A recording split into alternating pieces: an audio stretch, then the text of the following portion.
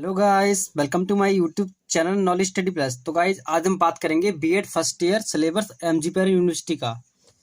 तो सबसे पहले देखेंगे कि आपके कौन से पेपर होंगे, तब तक आपके एक्सटर्नल नंबर कितने होंगे एंड इंटरनल नंबर कितने होंगे।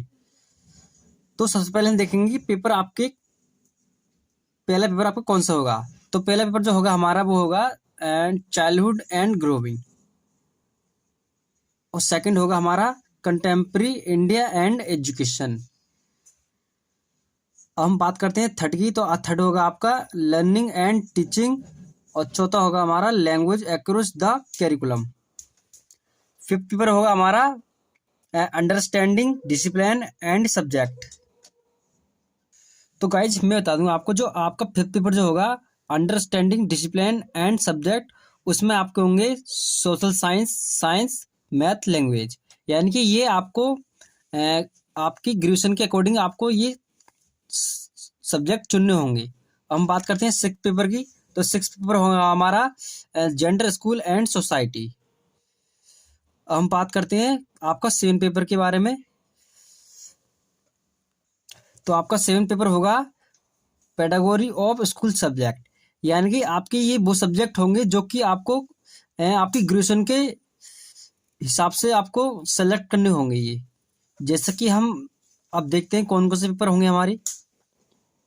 जैसे कि आप देख सकते हैं वो आपका जो सब्जेक्ट होंगे वो इस तरह से होंगे: teaching of physical science, teaching of biological science and teaching of mathematics, teaching of home science.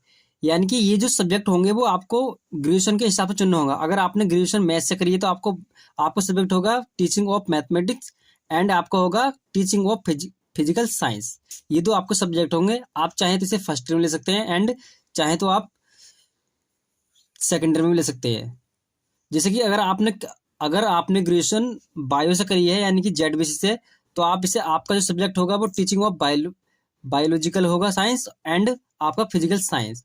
अगर आपने किसी ने ग्रेजुएशन कॉमर्स से या फिर सोशल साइंस या हिंदी इंग्लिश, तो आपको एक सब्जेक्ट चुनना होगा टीचिंग ऑफ इंग्लिश से।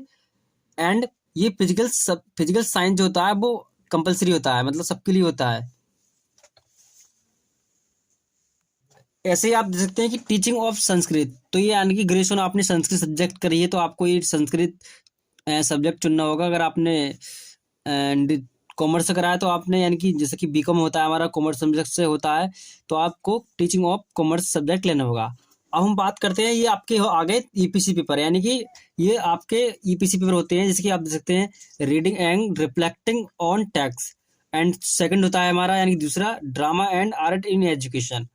और जो हमारा तीसरा पेपर होता है, यानी कि ईपीसी के पेपर जो होते हैं वो क्रिटिकल अंडरस्टैंडिंग ऑफ आईसीटी, ये एग्जाम होते हैं। अब हम बात करते हैं कि आपके एग्जाम मतलब कितने नंबर का होगा, आपका इंटरनल एग्जाम कितने का होगा, एंड एक्सटर्नल नंबर कितने होंगे आपके। एक्सटर्नल नंबर एग्जाम यानी कि आपके प्रैक्टिकल सब्जेक्ट कितने होंगे, एंड आपको कितने कॉलेज की तरफ से मार्क्स दिए जाएंगे, वो हम बात करते हैं अब। गाइज एक बात और हम आपको बता दें कि आपके जो सिक्स, यानी कि आपके जो होंगे वो सिक्स पेपर्स, यानी कि सिक्स पेपर तक आपके सबके सेम होंगे। यानी कि किसी ने आपके सिक्स पेपर तक सेम होंगे। एंड जो आपका सेवन पेपर है, यानी कि कैटेगरी ऑफ स्कूल सब्जेक्ट, ये आपके मतलब अलग हो जाएंगे। ये हमारे सिक्स तक सेम रहते हैं। किसी पे कॉमर्स हो या फिर किसी पे मैथमेटिक्स हो सब्जेक्ट, तो आपके सेम रहते हैं। यहाँ तक जेंडर, स्कूल एंड सोसाइटी तक पेपर हमारे सेम होते हैं। हम देखते हैं इसके एक्सटर्नल एंड इंटरनल एग्जाम मतलब कितने होते हैं आपके। तो गाइज आप देख सकते हैं कि आपका जो पहला पेपर होगा, यानी कि चाइल्डहुड एंड ग्रोविंग, वो होगा आपका 80 नंबर का पेपर होगा। यानी कि 80 नंबर की आपकी थ्योरी होगी, एंड 20 नंबर का आपका प्रैक्टिकल होगा। ये हमारा 80-20 मिला के यानी कि 100 का ये जो पेपर हो जाएगा हमारा, पूरा टोटल 100 का हो जाएगा। अब हम बात करते हैं दूसरे पेपर की बारे में। तो यानी कि जैसे कि आप देख सकते हैं कंटेम्प्रेरी इंडिया एंड एजुकेशन जो पेपर होगा वो भी आपका 80 नंबर का होगा, और दूसरा हमारा 20 नंबर का प्रैक्टिकल होगा, और ये आपका टोटल 100 नंबर का पेपर हो जाएगा। अब हम बात करते हैं थर्ड पेपर यानी कि तीसरे के बारे में।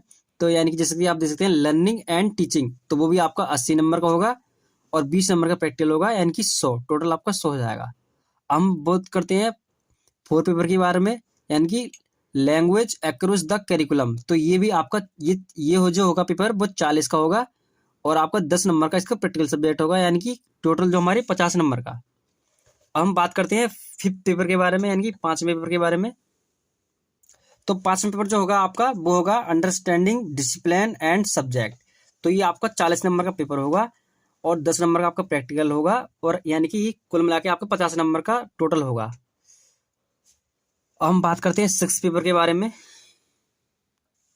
तो आपका 6 पेपर होगा जेंडर, स्कूल एंड सोसाइटी। तो ये आपका 40 नंबर का पेपर होगा, यानी कि 40 नंबर की थ्योरी होगी और आपका 10 नंबर का प्रैक्टिकल होगा। ये आपके टोटल हो गए 50।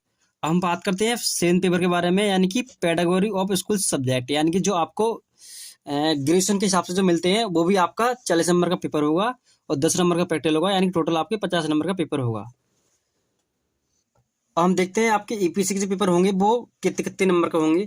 तो हमारा जो पहला पेपर होगा ईपीसी का वो होगा reading and reflecting on text. तो इसका मतलब नील नील का मतलब ये है कि आपको जो 50 ये टोटल 50 का प्रैक्टिकल होगा, यानी कि ये जो नंबर दिए जाएंगे वो आपको कॉलेज की तरफ से दिए जाएंगे, टोटल 50 नंबर। तो आपको ये 50 नंबर का पूरा प्रैक्टिकल होगा। और हम बात करते हैं ईपीसी का दूसरे पेपर, यानी कि drama and art in education. तो वो आपको होगा 40 नंबर का पेपर होगा, यानी कि 40 नंबर की आपकी थ्योरी होगी और 10 नंबर का प्रैक्टिकल होगा, और ये आपका टोटल हो गया 50 नंबर का। अब हम बात करते हैं ईपीसी 3 के बारे में, यानी थर्ड आपका पेपर होगा क्रिटिकल अंडरस्टैंडिंग ऑफ आईसीटी। तो ये भी आपका 40 नंबर का होगा और 10 नंबर का प्रैक्टिकल होगा, 50 नंबर का आपका पेपर होगा। तो हम बात करते हैं कि आपके जो टोटल मार्क्स में आपके पेपर में से कितने मार्क्स में से आपको नंबर मिलेंगे। तो आप देख सकते हैं कि आपके टोटल मार्क्स जो होंगे वो होंगे 650, यानी कि आपको जो नंबर दिए जाएंगे प्रैक्टिकल एंड सब्जेक्ट जो पेपर होंगे आपको वो मिला के आपके 650 होंगे। आपके 650 में से नंबर आएंगे 650। तो ये जो हमने सिलेबस बताया आज वो एमजीपीआरयू यूनिवर्सिटी का बताया है। तो गाइज आपसे आशा करती हैं कि आज का ये वीडियो आपको समझ में आया होगा। अगर ये समझ में आया होगा वीडियो तो इसे लाइक एंड सब्सक्राइब जरूर करें।